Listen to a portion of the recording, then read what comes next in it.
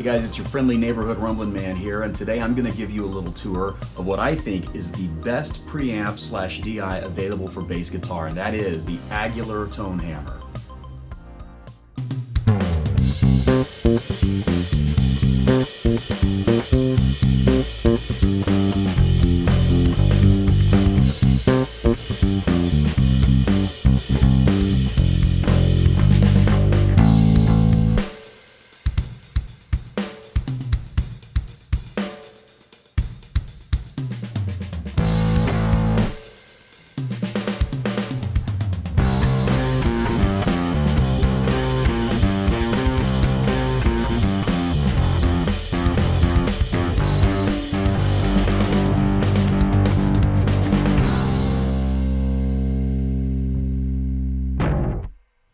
I certainly hope everybody's doing great out there. I'm doing well myself. Life is good. There's always challenges. I'm just thankful for another day to be alive and getting to do what I do.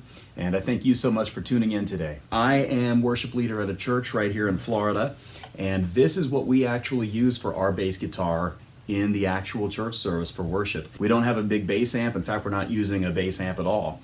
And there's a lot of preamps that do kind of an amp simulation thing, but really all we're using, other than a couple other essential pedals, we're running the bass guitar straight into this thing. If you're playing a passive bass, or even if you're playing an active bass, but especially if you're playing a passive bass, it is my belief that it really helps to have some kind of preamp before you go to your amplifier. With this tone hammer in itself being a direct box, you don't have to go to an amplifier if you don't want to. And for our setup, where we've tried to eliminate a lot of stage noise, this works perfectly. Not only is this a wonderful DI and preamp, it is actually equipped with Aguilar's AGS technology. AGS stands for Adaptive Gain Shaping Circuitry. It's going to allow you to dial anything from old vintage tones with a little bit of grit to some serious overdrive. We're going to take a listen to that in just a little bit, but first let me show you a couple more features that the tone hammer itself has. As a direct box, this is a clean DI, so though you have the AGS in there, this is going to be a clean DI whether you're going to use AGS or not. You're going to be able to get a nice clean tone with it, and you're going to be able to get plenty of ampage with this thing as well. It's great for recording and for the stage. So it's an incredibly versatile box, and the features are just simply awesome. One very convenient thing to point out is that there are separate controls for the master and for the gain. I think that's really important in a preamp, because if you want lower gain but a louder master volume sound, or vice versa, you have that option here. I think it's very important with any preamp that you have separate controls for the master volume and for the gain. There is a fabulous 3-band EQ on this thing, as you have bass, treble, and mid controls. The mid-range is a fully sweepable mid-range. Between these two knobs right here, you can control both the mid frequency and the overall mid level. And with 18-volt operation, this gives you plenty of headroom for any kind of power or sound you're going to need with your bass playing. It's really cool. I mean, you can engage it. It's so easy to use. I mean, this engage button right here, that activates the preamp. So if you want to use this just as a direct box for your bass and not really use the preamp or turn the preamp off, you have that option right there. And then you have this other knob for the 4GS. If you're using just the preamp engaged, then this light's going to come on right here. And if you're using the AGS, then you're going to have that light right there come on. One of the coolest parts of this pedal, though, is the back. As you can see right here, you have some great flexibility here. You have two options for an output. You have an XLR out, which will allow you to run it straight into a sound system or straight into a channel for recording in the studio. And then you have a 1/4-inch output, which will allow you to run it into your amplifier, or if you want to do a 1/4-inch input instead of an XLR input, into your signal for recording. And as it's a pre or post DI, you have this toggle button right here that will allow you to select which one you want to use. And then you have another switch right here, which, as using any standard direct box, is a ground lift switch. Don't underestimate this thing by its size. The unbalanced output on this thing can drive a power amp. We have heavy duty steel construction, and there are not one but 3 different ways you can power this thing. You can power it with 2 9-volt batteries, you can use phantom power, or you can use a universal power supply, which is what I'll be doing for the demo today. But enough of my rambling. I know you're going to want to hear more of how it sounds. So we're going to plug it up today, and I'm going to take you through some of its sounds, There's endless possibilities with this preamp, so obviously I can't take you through every single sound that you can make with this thing, but I'm going to show you some of the basics. For the demo today, I'm going to run the bass straight into the direct box and then straight into the computer through a digital interface. The bass I'll be using today is a budget-friendly bass that I ordered for our church, which is the Squier Vintage Modified Precision Bass PJ, which if you're looking for a budget-friendly bass is an excellent bass, and you can see a review that I did of this bass in the link above. All right, so we're ready to roll. As you can see, we're all set up with the Aguilar Tone Hammer. I got the Squier Vintage Modified Bass. I love how they make these basses so vintage feeling, nice glossy neck. These are cool. We're plugged in today with a couple Fender Tweed cables, which I've got the links to everything I'm using in the description that you can check these out for yourself. I like Fender Tweed cables. They're very cool, very classic. So just kind of what I want to do today is take you through some of the tones. So first, as you can see right now, and I apologize for the squeaky chair I'm on. It's the one that I have in here at the moment. So as you can see, the pedal's not yet engaged. So the first thing I kind of want to show you is just kind of how the bass would sound with the Aguilar turned off. Say you were just using it as an input, okay?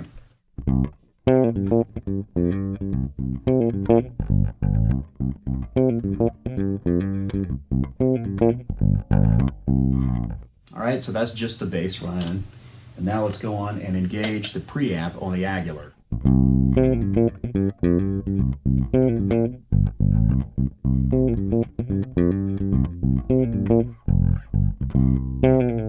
So as you can tell, the tone immediately gets a little more beefier because we're activating the preamp here. We got various controls on the preamp, treble, bass. We can turn the bass up, like with any preamp, except better than most other preamps.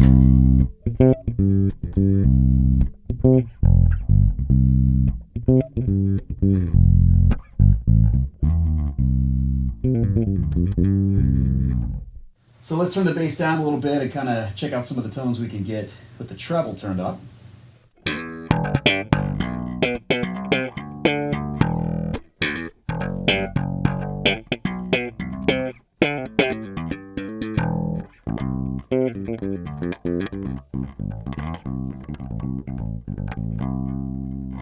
That's a little bit of messy off-the-cuff playing on my part there. What if we kind of boost both these aspects of the preamp, which is something I do like to do.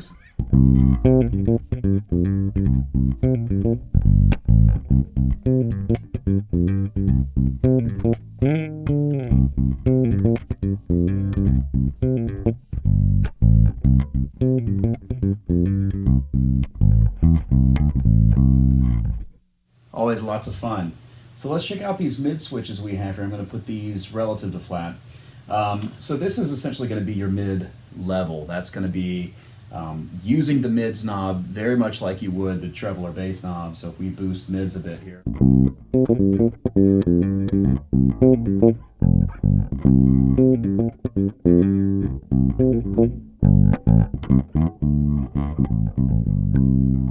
Don't get me wrong, a two-band bass guitar EQ is great. You know, whether it's on some kind of pedal or some kind of amp or amp simulator or an active bass itself. But quite frankly, I think you have a lot more versatility when you're able to use a three-band EQ, because quite frankly, even though a lot of times as a bassist, I might dial out mids, there's also other times when I'm going to want to boost them because all I can hear is bass and treble frequencies. And that's going to be something I'd more likely do in a recording situation. So it's very good to have mid settings.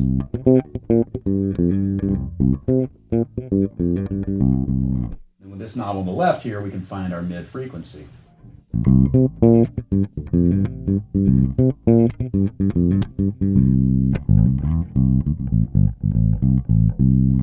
That gives you a lot more options with tonal range, I'll tell you that.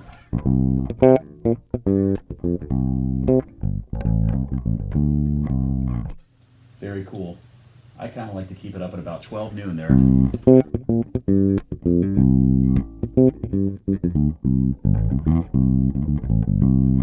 If I were tracking clean bass tones with this setup, I would have both pickups on the bass. For the mid frequency, I would probably have it down just a hair, and I would have bass and treble up a hair generally.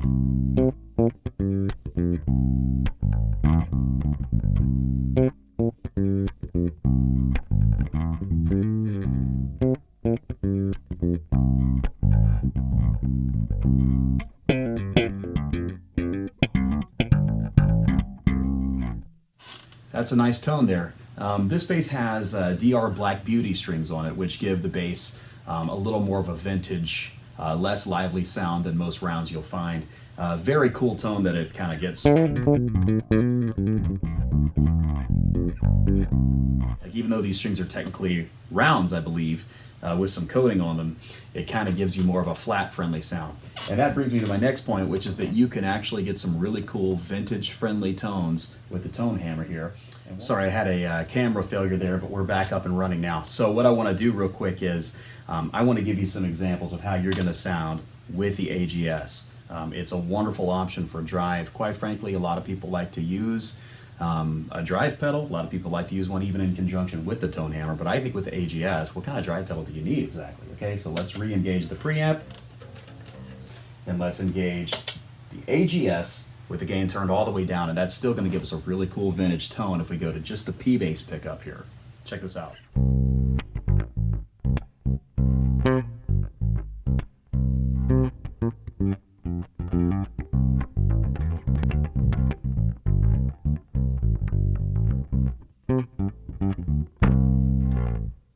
I love that kind of sound. Love, love, love it. Now, as we start to maximize gain, we're going to start to maximize some of the overdriven sounds. So I'm going to make sure we got the master nice and at bay here.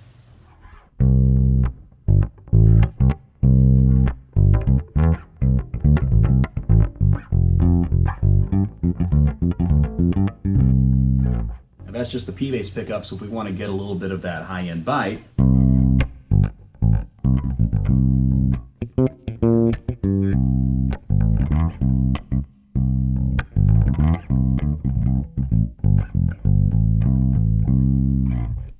see, the thing is, you start getting into the world of bass overdrive. Do I think that bass overdrive is always necessary? No, I think it's pretty rare in situations when it is. But let's say we want to take the gain up significantly, right? So I'm cranking gain. I'm going to decrease master a little bit so that I don't blow the headphones off of your ears.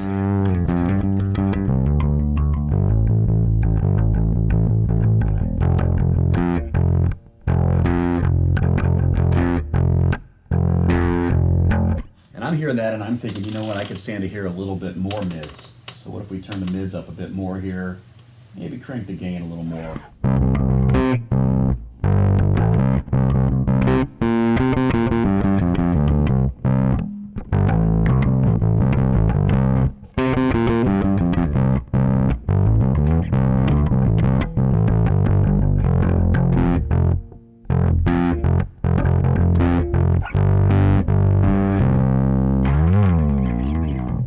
Gives you a very nice distortion. I wish that I was plugged up through a live amplifier right now, because I'd be having even more fun than I already am. So with just the P bass on here, I want to try real quick, seeing as far as we can go with the gain, which I'm obviously going to turn the master down a little more for.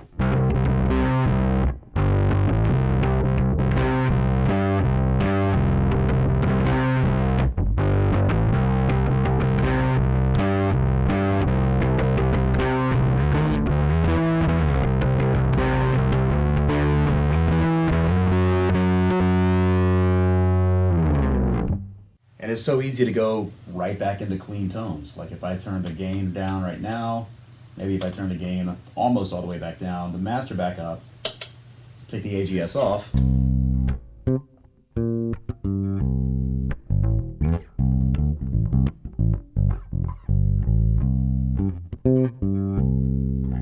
Then we have kind of a cleaner tone with just a little bit of grit in it. So really the versatility that you can get with your options here, you've got knobs that kind of, I mean, they keep on turning for a moment while you're turning them, I'll tell you that. And kind of, so a lot of the tonal options you can get with this thing, a lot of the tailoring that you can do to your bass tone with this EQ, with the mid scooping, with the 4GS, you have a lot of great equalizer options here. So to me, the greatest thing about the Aguilar Tone Hammer is that it's not just a preamp, it's not just a direct box. It's a direct box specifically for bass guitar. It's a preamp specifically for bass guitar with some cool options that you don't always see. It's versatile in how you can use it. There's 3 different ways to power it, different options with output, whether you want to do 1/4 inch like I am right now, XLR, etc. And then to top it all off, they throw in the AGS technology. And I just think that's really cool that they made a product that wasn't just one thing, it wasn't just two things, it wasn't just three things, but it has 4 or 5, however many different applications to it. So do I recommend the Aguilar Tone Hammer? You bet I recommend it. This direct box preamp can be useful to you in any application you walk into, so I definitely recommend adding one to your arsenal of pedals and bass guitar related gear. As always, God bless you guys, and I just thank you so much for viewing this video today. I hope you enjoyed the video today, and if you did, go on and give me a thumbs up button. If you like this, if you want to see more videos like this, I do all kinds of bass-related, guitar-related review videos, tutorials, all kinds of cool stuff, so go on and subscribe to the Rumblin' Man channel. You can also hit me up on other social media in support of the channel. I have a Facebook page at facebook.com/RumblinMan, and I have an Instagram now. I got it when I was at NAMM just a couple weeks back, 2019 here, and you can hit me up there. My handle is Rumblin' Man. If you want to go in and get your Aguilar Tone Hammer, I certainly recommend doing so. It is a great piece of gears that the pros use, and it's not overly expensive. So go on and hit the link in the description. Get yours today on Amazon. I'm trying to make some upgrades to make my channel better. I want to bring you the best image I can. I want to bring you the best content I can. Some people have made a lot of jokes about my background. It's just a wall. I'm actually sitting in a tiny corner of a really small office, and so this is what I've had to work with lately. However, I am working on something new, but I need a couple pieces of equipment and things of that nature to get it in place, so I have a couple options to help out the channel financially. By no means feel pressured to at all. It is not a situation where I'm pressuring anybody to give anything. The option's just there if you want to help me make the Rumblin' Man channel the best it can be. And I need your help. A couple people have donated, and I need your help. I've got a PayPal where you can make a one-time donation, and I've got a Patreon where you can be a monthly donor to do the channel. However, no pressure to do so. And until the next video, I hope you have a great day.